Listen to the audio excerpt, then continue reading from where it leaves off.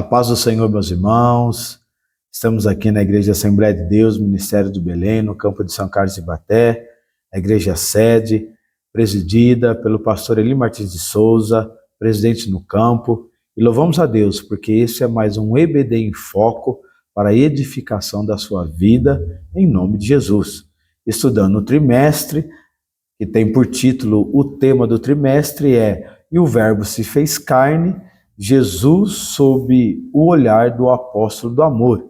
E esta lição que estaremos estudando é a lição de número 12, que tem por título "Do julgamento à ressurreição". Já quase finalizando esse trimestre, então estaremos estudando esta lição de número 12 hoje. Aqui, junto conosco está, para estar comentando esta lição, edificando nas suas vidas, nosso pastor Eliano Pires, que é pastor no nosso campo e também integrante do corpo docente das EBDs aqui no campo de São Carlos de Ibaté. Pastor Eliano, uma alegria tê-lo conosco mais uma vez para esse excelente e importante trabalho, uma grande honra tê-lo, Senhor, para comentar essa lição conosco. Pai do Senhor, pastor Glaucio, Pai do Senhor, a todos os nossos professores, superintendentes, alunos. A honra é minha, pastor Glaucio, estar ao seu lado no nosso EBD em Foco, falando das nossas lições da Escola Bíblica Dominical. Glória a Deus, pastor. É uma bênção e sempre nos apoiando. A Superintendência do Campo de São Carlos, sob os cuidados e administração da nossa irmã Elisama Barbosa, a irmã Jamila Magalhães e pastor Plínio Oliveira, são superintendentes do campo. E tantos também a nossa saudação a todos os professores de EBD, aos superintendentes, aos coordenadores, que têm feito um excelente trabalho. E esta lição e esta aula gravada é um objetivo de ajudar os professores, né, pastor Eliano? Sim. Num material, num direcionamento para a sua aula e assim ter um maior aproveitamento, tá? Então, nesta semana, nós estudando a lição de número 12, do julgamento à ressurreição. Semana passada, agora sim, estudamos a lição de número 11, a intercessão de Jesus pelos discípulos, e certamente o Senhor tem edificação para nossas vidas no propósito desta lição, tá? Estaremos iniciando então no texto áureo, em nome de Jesus. Texto áureo diz assim: "E quando Jesus tomou o vinagre, disse: está consumado, e, inclinando a cabeça, entregou o Espírito."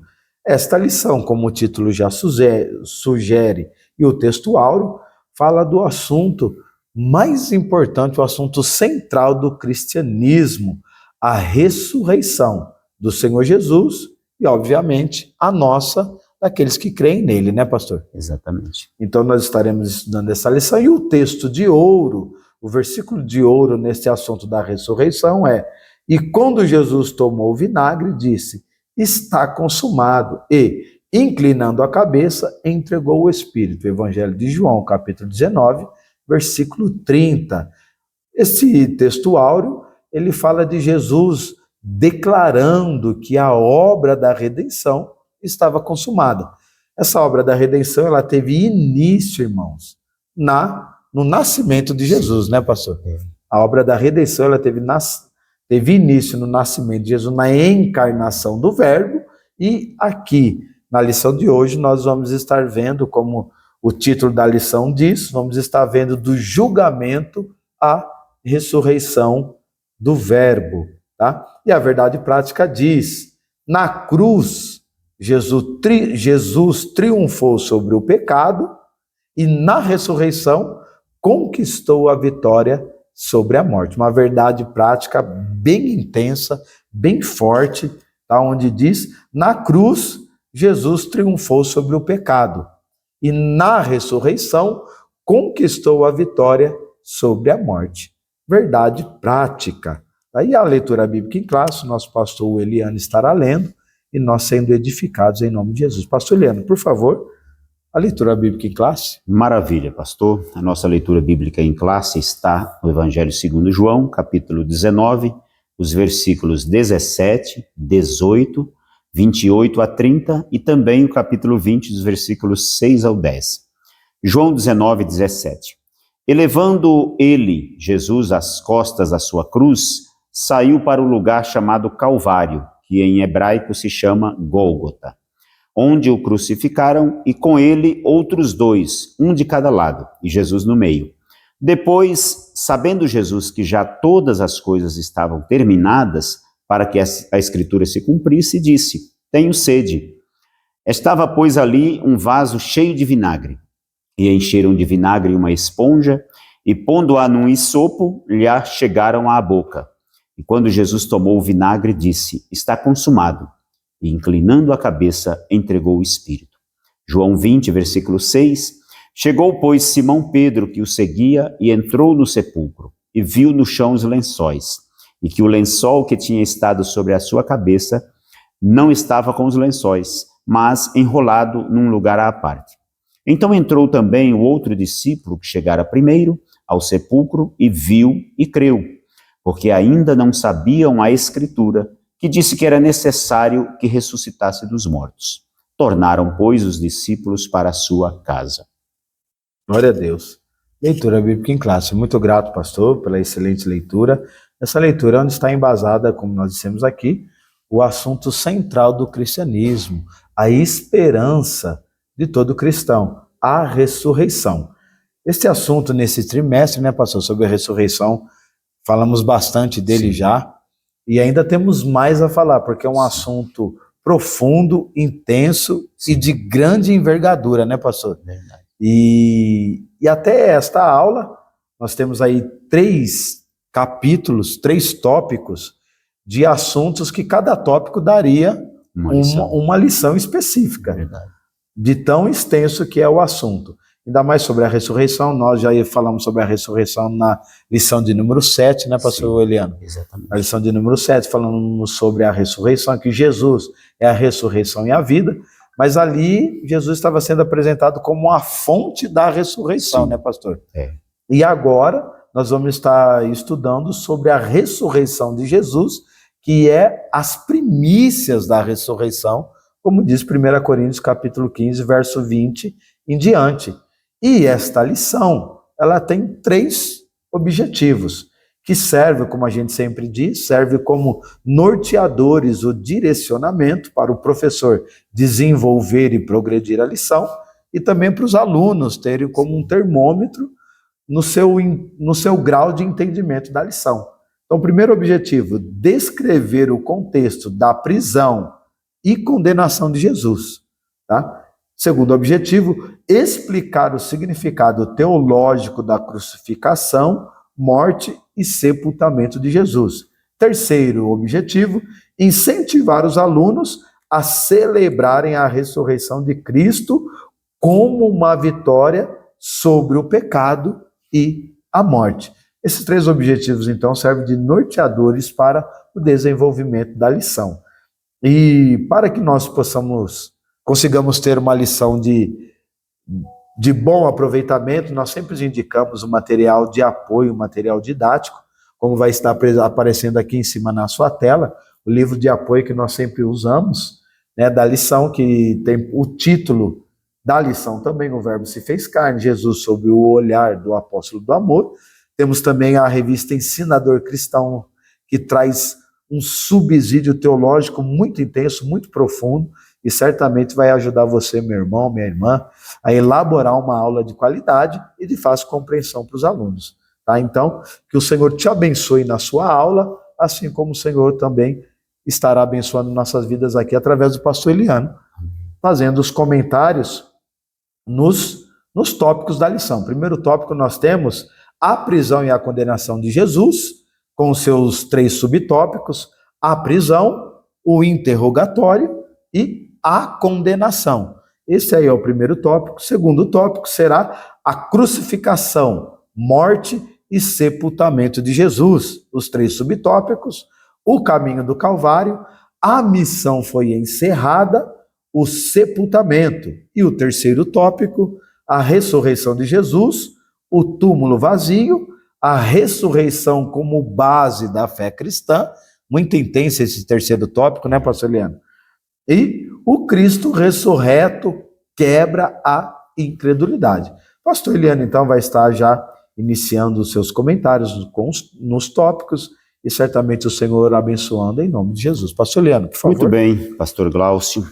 Nesse primeiro tópico, nós vamos tratar sobre a trajetória de Jesus, a sua prisão e a condenação, desde o jardim do Getsemane, que ficava no Monte das Oliveiras, depois passando pela casa de Anás, o sumo sacerdote, onde ele foi interrogado, e por fim, nós falaremos aí da condenação de Jesus.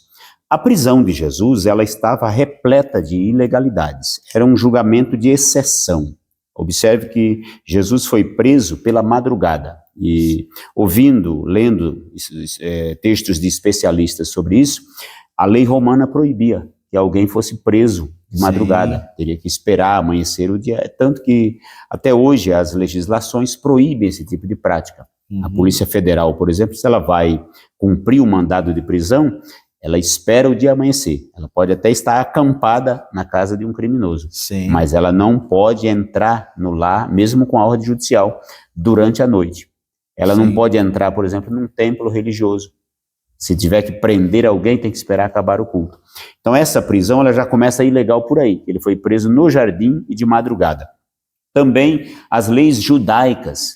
Jesus não cometeu nenhum crime, tanto do ponto de vista da lei judaica, quanto da lei romana, para que fosse preso e muito menos morto.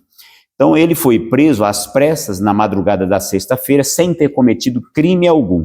Depois ele foi conduzido sob torturas e humilhações à casa de Anás. Anás era o sumo sacerdote daquela época, mas como ele era já idoso, ele era uma espécie de sumo sacerdote assim de honra. Sim. O seu genro Caifás que era o sumo sacerdote na prática.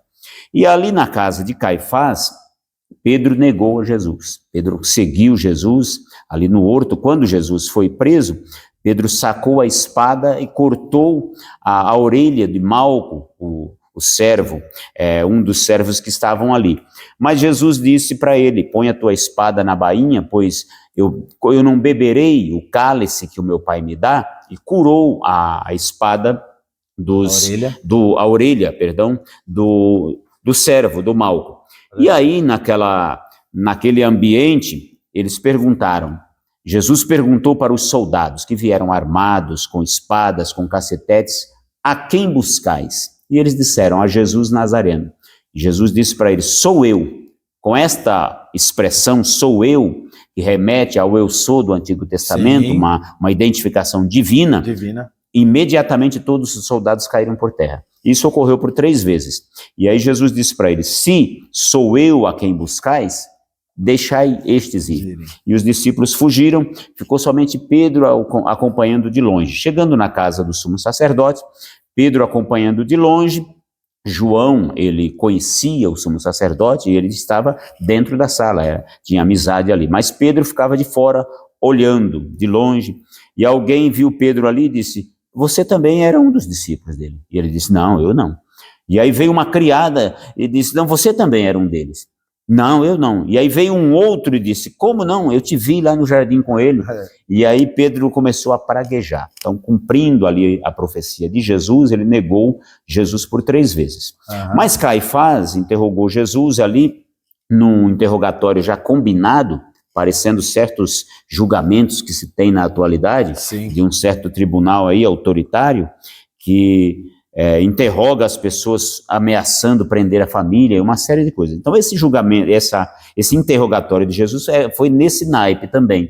Eles combinaram, estavam decididos a matar Jesus. Não é que Jesus tinha cometido crime. Por inveja eles queriam matá-lo. E aí, depois de interrogarem Jesus na casa do sumo sacerdote, como eles não tinham autorização para matar ninguém, Israel estava sob o domínio de Roma, e eles não podiam aplicar a pena de morte a ninguém, tinha que submeter ao crivo romano. E o governador romano na Judéia era Pilatos. Então eles encaminharam Jesus a Pilatos. Pilatos fez um interrogatório rápido ali com Jesus e não notou nele, nas suas palavras, crime algum. Voltou para os judeus e disse: eu não vejo crime algum nesse homem. Pilatos estava convencido da inocência de Jesus. Mas como Jesus era considerado galileu, então Pilatos encaminhou Jesus a Herodes. que era o tetrarca da Galileia. Mas, quando Jesus chegou perante Herodes, Herodes fez várias perguntas e Jesus não respondeu nada. Então ele desprezou e encaminhou de volta a Pilatos. E Pilatos, querendo soltar Jesus, até porque a esposa de Pilatos teve um sonho com Jesus. Muito e bom. Disse, nesse sonho, eu tive um sonho com esse homem. Com esse justo, ela usa o termo, com esse justo. Não se meta na questão desse justo, porque eu tive um sonho muito sofrido por causa dele. Então Pilatos já ficou meio atemorizado. Mas ele queria também agradar os judeus. Então ele mandou que açoitassem Jesus como uma forma de dizer, olha, eu não estou deixando passar em branco, não estou deixando deixar de castigar, mas não precisa matar. Mas vocês têm um costume de soltar um prisioneiro e libertar e prender e matar o outro. Então tem um prisioneiro bem conhecido chamado Barrabás, que era um homem perigoso. Praticava atos terroristas, ele pertencia provavelmente ali aos zelotes. Sim. Então Pilatos imaginava que aqueles homens iriam escolher Jesus e não Barrabás, iam soltar Jesus. Mas eles disseram, não queremos Barrabás. E Jesus, o rei dos judeus, o que eu faço com ele? Crucifica-o. E aí, diante dessa escolha por Barrabás, Pilatos ordenou então que açoitassem a Jesus e levassem para ser crucificado. E a partir daí, o mestre sofreu uma série de torturas e humilhações horripilantes. Teceram uma coroa de espinhos com espinhos pontiagudos e colocaram sobre a sua cabeça, e aquilo furou o seu crânio, e o sangue de Jesus, ele escorria pelo seu rosto. Eles fizeram isso para desdenhar ali da realeza de Jesus. Mas todos esses sofrimentos horrendos que Jesus sofreu por nós, era o cumprimento da profecia de Isaías 53, que dizia assim, verdadeiramente, ele tomou sobre si as nossas iniquidades e as nossas dores levou sobre si. Ele pagou ali o preço do meu e do seu pecado. Você que nos assiste também, saiba que Jesus sofreu tudo isso por mim e por você. Não permita que o sacrifício de Jesus seja em vão, mas receba-o como Senhor e Salvador. Muito bem, pastor. Glória a Deus, o pastor Liano fez aí com excelência, conforme o primeiro objetivo, descreveu o contexto da prisão e condenação de Jesus. O primeiro objetivo era exatamente esse, descrever o contexto da prisão e condenação de Jesus. Como o pastor falou, Jesus passou por 2 julgamentos, um religioso e outro civil, pastor? Sim. E os 2 foram injustos. Sim. Porque Jesus, de fato, era inocente. Mas convinha, como o pastor falou, que o inocente, que o justo morresse pela humanidade. O segundo tópico, então, é a crucificação, morte e sepultamento de Jesus. Por favor, pastor. Muito bem. Conforme o segundo objetivo, nesse tópico nós vamos explicar o significado teológico da crucificação, da morte e também da crucificação, da morte e do sepultamento de Jesus. São 3 acontecimentos que nós vamos discorrer aqui nesse tópico. Vamos correr um pouco, porque o nosso tempo é escasso. O professor ele tem em média 60 minutos, nós aqui temos bem menos, então por isso a gente está correndo. E o assunto é extenso, extenso. E aí fica a recomendação nossa aqui para os professores, administrem bem o tempo desta aula, pastor, para que vocês consigam discorrer sobre toda a lição, sim, mesmo que de forma resumida. Então, Jesus, depois de ter sido condenado ali, Pilatos entregou ele para os judeus o executarem, e aí ele tentou de várias formas impedir a crucificação, porque não via nele crime algum. Mas como ele viu que não conseguiria demovê-los devido à obsessão deles em matar Jesus, Pilatos então tomou a iniciativa de lavar as mãos na tentativa de se eximir da responsabilidade pela morte de um inocente. Mas não teve jeito. A partir daí, os soldados conduziram Jesus sob espancamentos, sob humilhações, cuspiram nele, batiam na sua cabeça com uma coroa que já estava com uma coroa de espinhos, e aqueles espinhos feriam o seu crânio, sua face, e ele ficou ali numa situação deplorável, com muito sangue no rosto, com dores tremendas, e ainda forçaram-o a carregar a cruz, uma cruz pesada. Ele já estava com poucas forças, exausto, angustiado como homem, e caiu algumas vezes, certamente, E também eles forçaram um homem chamado Simão Cireneu a ajudá-lo a levar a cruz.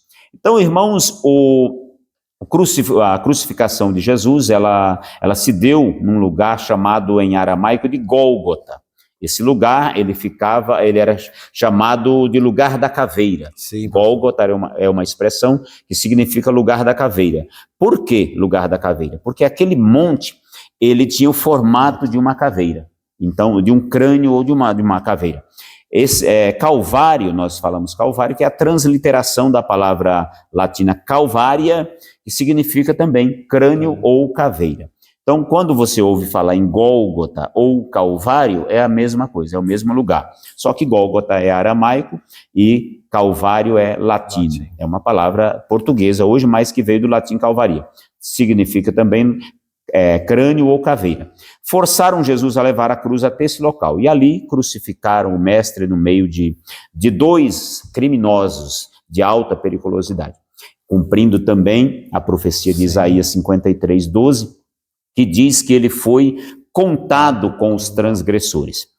Do ponto de vista bíblico, irmãos, é praticamente impossível alguém negar a morte de Jesus. Sim. Porque há abundantes comprovações. Tanto as profecias do Antigo Testamento, que diziam que ele iria sofrer e seria morto, também no Novo Testamento. Há os relatos de Mateus, Marcos, Lucas e João. As testemunhas oculares, exatamente, né, contando cada detalhe da crucificação. As epístolas também, o livro de Atos dos Apóstolos. Fantástico. Estevão, por exemplo, ele chamou essas pessoas aqui de assassinos e traidores. Sim. Vós matastes os justos. Pedro, da mesma forma. Paulo disse que Cristo foi crucificado segundo as Escrituras. Ele morreu segundo as Escrituras e ressuscitou. Mas, como o pastor Glaucio falou, as testemunhas. Jesus foi morto numa sexta-feira de Páscoa, com a cidade de Jerusalém cheia de judeus de todo mundo que vieram para a festa. Sim. Então a Bíblia diz assim que as multidões batiam no peito, algumas mulheres lamentavam por ele, e Jesus disse, não choreis por mim, mas lamentai por Jerusalém, por vossos filhos. Senhor. E aí Jesus, depois de crucificado, João não trouxe aqui muitos detalhes dos momentos finais de Jesus, depois de ter sido crucificado. Mas Lucas, que era um historiador, e ele colheu várias informações, sim, com testemunhas oculares da crucificação, ele relatou, por exemplo, as zombarias dos soldados contra Jesus, as palavras de Jesus pedindo ao Pai para perdoar os seus algozes. Ele relatou também o arrependimento de um dos criminosos, que disse, Senhor, lembra-te de mim quando entrares no teu reino. E Jesus disse, em verdade te digo que hoje estarás comigo no paraíso. E também a blasfêmia do outro ladrão que não se converteu. Lucas registrou também que o sol escureceu, que houve um grande terremoto, quando Jesus morreu, e abriram-se os sepulcros. Lucas registrou também que o véu do templo se rasgou, e também o reconhecimento de um centurião, um chefe de um grupo de 100 soldados, que vendo todos esses acontecimentos, disse, verdadeiramente este homem era justo. Marcos também dá ênfase a essas coisas aí, esses acontecimentos. Mas João, ele deu ênfase às mulheres que acompanharam Jesus ao pé da cruz, as palavras de Jesus a ele próprio, a João, e a Maria, mãe de Jesus. Jesus olhou para João e disse, filho, eis aí a tua mãe. E olhou para Maria e disse, mulher, eis aí o teu filho. E a partir daquele instante, João recebeu Maria como sua mãe na sua própria casa. Isso não significa, é claro, como dizem os católicos, que Maria é mãe da igreja, porque Jesus só disse isso para João. Jesus não disse para Pedro acolher Maria em casa, não disse para Tiago, para mais ninguém, mas João era o discípulo mais próximo de Jesus. A essa altura aqui, provavelmente, muito provável, Maria já era viúva. Sim. Os seus filhos, os irmãos de Jesus, eram incrédulos, não criam nele.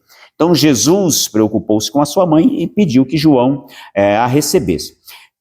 Quando Jesus soube que ali já havia chegado ao fim, ele conhecia todas as coisas, e as profecias estavam praticamente todas cumpridas, ele sabia que faltava uma e disse, tenho sede. Quando ele disse, tenho sede, os soldados colocaram uma esponja encharcada de vinagre na ponta de um isopo e levaram até a sua boca.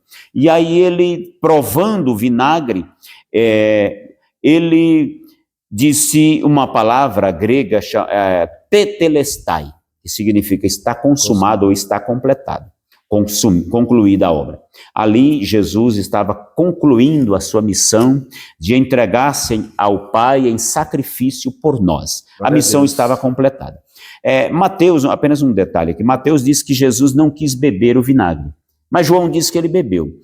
É uma aparente contradição, mas nós estamos falando de momentos diferentes. Sim. A primeira mistura que Mateus se refere, vinagre misturado com fel, ela era anestesiante. Eles colocaram lá no início da crucificação para aliviar as dores. Jesus não queria alívio das dores, porque ele veio para isso. Aqui, esse vinagre que João relata, ele iria aumentar a sede. Veja como eles eram cruéis. Jesus estava com sede, pediu água, eles deram vinagre que iria intensificar a sede. Então Jesus cumpriu a sua missão. Depois de morrer, estava na cruz Jesus e os dois criminosos, e a morte por crucificação, ela se dava aos poucos. O condenado ia morrendo por asfixia. Porém, às vezes demorava alguns dias de agonia. E aí, o dia seguinte seria o sábado da Páscoa, o dia grande. E os judeus não queriam que ninguém, na Páscoa, visse pessoas crucificadas. Aí eles foram pedir a Pilatos para quebrar as pernas dos condenados e retirá-los da cruz. E aí chegaram no primeiro ladrão, estava vivo ainda, quebraram as pernas e retiraram da cruz. Quando chegaram em Jesus, balançaram, estava morto, ele já tinha entregue o seu espírito. E aí não lhe quebraram as pernas também para cumprir uma profecia que dizia que nenhum dos seus ossos seriam quebrados. E aí havia um discípulo de Jesus chamado José, da cidade de Arimateia, que era um homem rico e era discípulo de Jesus em oculto, com medo dos judeus. E aí ele foi a Pilatos, tomou coragem, pediu permissão para sepultar o corpo de Jesus. E um outro discípulo de Jesus também em segredo, chamado Nicodemos, que veio ter com Jesus de noite, nós vimos isso na lição 2, ele comprou ali especiarias para preparar o corpo de Jesus para o sepultamento. Sim. E juntos foram buscar o corpo de Jesus, envolveram um lençol limpo, novo, e levaram para ser sepultado. Jesus foi sepultado em um sepulcro novo, que foi aberto em uma rocha. Os judeus rogaram a Pilatos que colocassem guardas para que os discípulos não furtassem o seu corpo, mas depois que Jesus ressuscitou, eles espalharam a mentira de que Jesus teve o seu corpo furtado. E por incrível que pareça, muitos céticos na atualidade continuam com essa mentira, dizendo que Jesus não ressuscitou. Alguns dizem ainda que Jesus não morreu. Os muçulmanos disseram a vida inteira que Jesus não morreu. Desmaiou, Jesus desmaiou e um outro, o Simão Cirineu, morreu no seu lugar. Na verdade, essa heresia é muito antiga. Sim. Mas, irmãos, a Bíblia diz o contrário. A Bíblia diz que Jesus é que morreu no lugar de outras pessoas. Inclusive no meu lugar e no lugar do pastor Glaucio, dos nossos irmãos que nos assistem. Isso aí é Romanos 4:25, né, pastor? Ele morreu pelos nossos pecados. Sim. E ressuscitou para a nossa justificação. Exatamente. E além desses dados bíblicos, comprovado pela história, há também os relatos históricos. Os relatos históricos de que realmente aconteceu. Que a ressurreição de Jesus, ela foi real, é real, e nós hoje vivemos debaixo dessa bênção, né, pastor? A crucificação de Jesus, ela foi relatada, inclusive, por historiadores não cristãos, como o judeu Flávio Josefo e o romano Tácito. Eram historiadores respeitados, que não eram cristãos, mas eles citam Jesus, que foi executado durante o reinado de Tibério César, por volta do ano 33 depois de Cristo. Então, é um fato bíblico, sim, mas é também um fato histórico. Muito bem, vamos ao terceiro tópico da nossa lição. Isso mesmo, pastor. Ao terceiro tópico tem por título a ressurreição de Jesus. E o pastor Eliano já cumpriu aqui, então, o segundo objetivo, que é explicar o significado teológico da crucificação, morte e sepultamento de Jesus. que foi no nosso lugar para nos justificar, nos perdoar e nos redimir. Glória a Agora Deus. o terceiro tópico é a ressurreição de Jesus. Por favor, pastor. Muito bem, aqui nós vamos falar sobre a ressurreição de Jesus, que foi a primeira dessa natureza. Sim. Nós estudamos aí, como o senhor falou, na lição 7, sobre a ressurreição de Lázaro, e também falamos sobre a doutrina bíblica da ressurreição, mas referindo-se à ressurreição dos justos, dos ímpios, das pessoas. A ressurreição de Jesus, ela é diferente da ressurreição de Lázaro. Por quê? Porque a ressurreição de Lázaro, a ressurreição do filho da viúva de Naim, da filha de Jairo e das pessoas que ressuscitaram nos dias de Elias e Eliseu, era uma ressurreição provisória. Eles ressuscitaram, mas voltaram a morrer. A ressurreição de Jesus, ela é diferente justamente por isso, porque Jesus ressuscitou num corpo glorificado para nunca mais morrer. E ali ele se tornou as primícias dos que dormem. E aqui nesse tópico, no primeiro subtópico, nós vamos ver aí o túmulo vazio. Jesus havia falado várias vezes para os seus discípulos que iria ressuscitar. Ele iria morrer e iria ressuscitar. Mas eles continuavam céticos e sem entender do que ele estava falando. E aí João inicia o capítulo 20 dizendo que Maria Madalena foi ao sepulcro de Jesus na manhã de domingo, sendo ainda escuro. Quando ela chegou lá, ela constatou que a pedra havia sido removida da boca, da entrada do sepulcro. Mas ela viu ali, achou estranho, mas imaginava que o corpo tivesse sido furtado. Ela voltou, contou a Pedro e a João o que aconteceu, eles correram juntos ao sepulcro e viram que o corpo de Jesus não estava lá.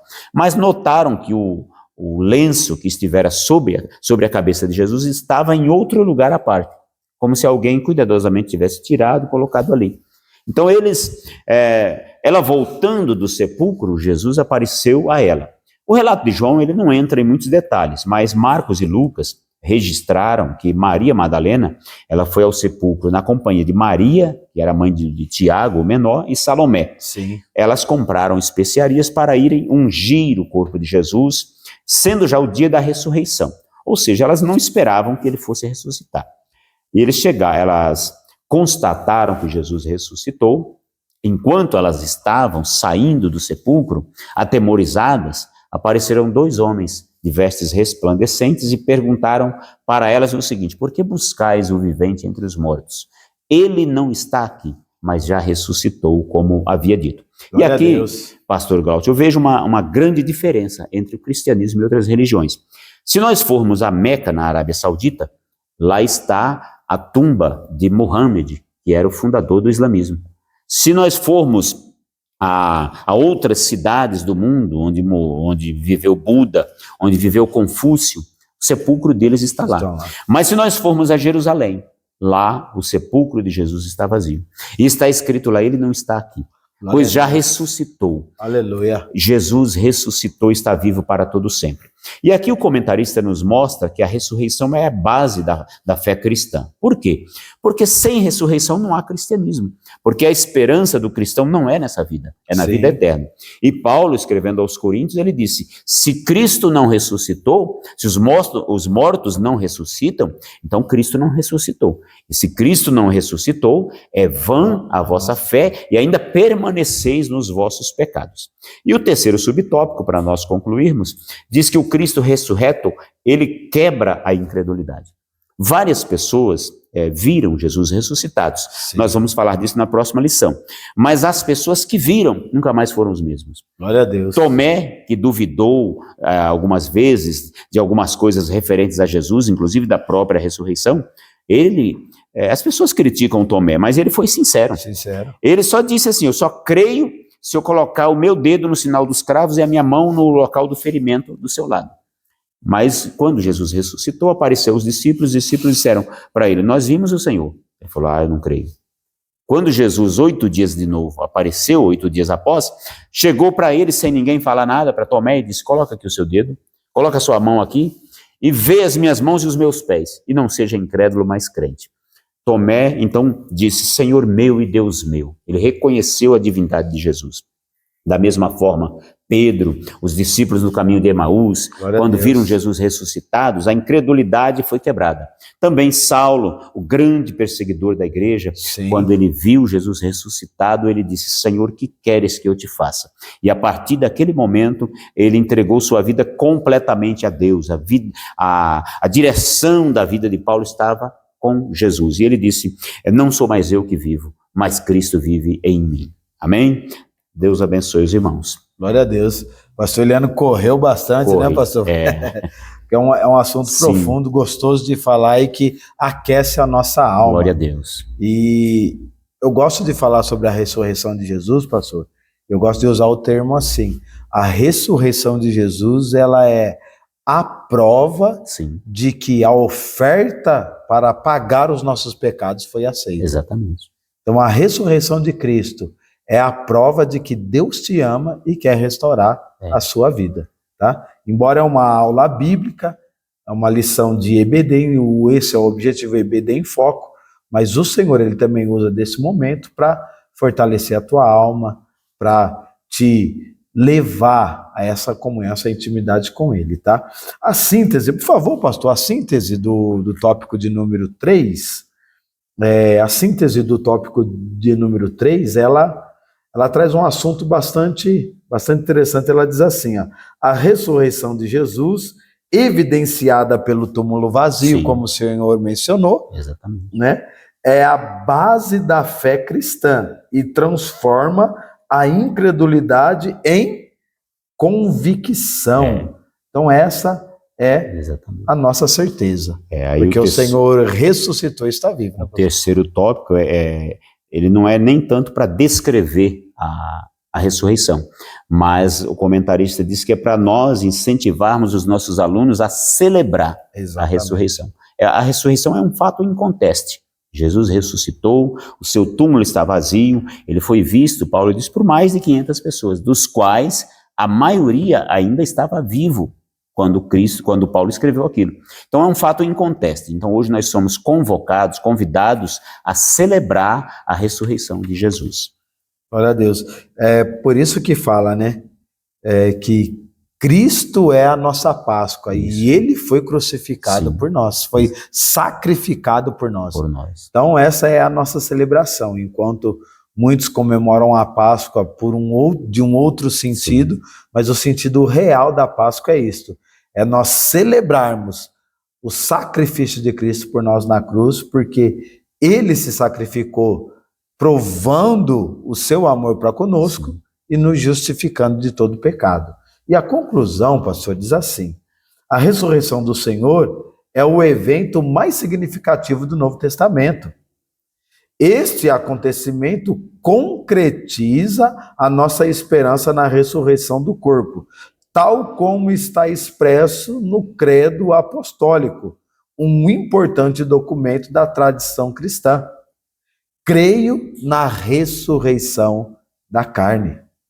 E terceiro item da conclusão: assim, à luz deste fato, somos encorajados a manter a nossa fé, pois depositamos a nossa esperança naquele que triunfou sobre a morte de forma definitiva. Glória a Deus. E ele é, como o senhor disse, né, pastor Leandro, Jesus foi as primícias, para que nós também adquirimos, para que nós também possamos participar dessa herança, né, pastor? Dessa ressurreição gloriosa, dessa ressurreição glorificada. Glória a Deus. Por isso podemos cantar aquele hino: porque ele vive, posso crer no amanhã. Assim podemos crer no amanhã, e você também. A ressurreição de Cristo, ela é a garantia de que nós ressuscitaremos, e ela nos traz esperança, como nós veremos na próxima lição, no encerramento desse trimestre, falando da esperança com base na ressurreição de Jesus. Maravilha, aí já um breve spoiler para você da próxima aula. Siga-nos, assista aos vídeos, curta, compartilhe, porque certamente o Senhor vai estar abençoando a tua vida, abençoando aquele com quem você compartilhar. E como o pastor Eliano já deu um spoiler aqui da próxima aula, será bênção para a tua vida, porque essa é a nossa esperança. Amém? Fica aqui os nossos agradecimentos ao nosso pastor presidente, que sempre nos apoia, nos incentiva, a coordenadoria do campo de São Carlos de Ibaté, a superintendência, repito, né, a superintendência, irmã Elisama Barbosa, irmã Jamila Magalhães, pastor Plínio Oliveira, que sempre nos incentivam nesse trabalho, e que o Senhor continue abençoando a tua vida em todos os dias, momentos e circunstâncias, em nome de Jesus. Pastor Eliano, suas considerações, Amém. por favor. Lembrando sempre aos irmãos, como o pastor Plínio ele sempre costuma dizer, esta não é uma aula da escola dominical para substituir a aula do próximo domingo. Sim. Nós fazemos aqui uma pré-aula, trazendo aqui alguns subsídios aos professores, mas a aula propriamente dita será no próximo domingo. Nós estaremos aqui na AD Belém São Carlos a partir das 9 horas, estudando esta lição, expandindo esse tema, teremos um tempo maior, e fica aqui o nosso convite. Você que mora em São Carlos, compareça a uma Assembleia de Deus Ministério do Belém para estudar esta lição conosco. Deus te abençoe. Deus abençoe o Senhor sobre esse levante o teu rosto e te dê a paz, em nome de Jesus. Amém.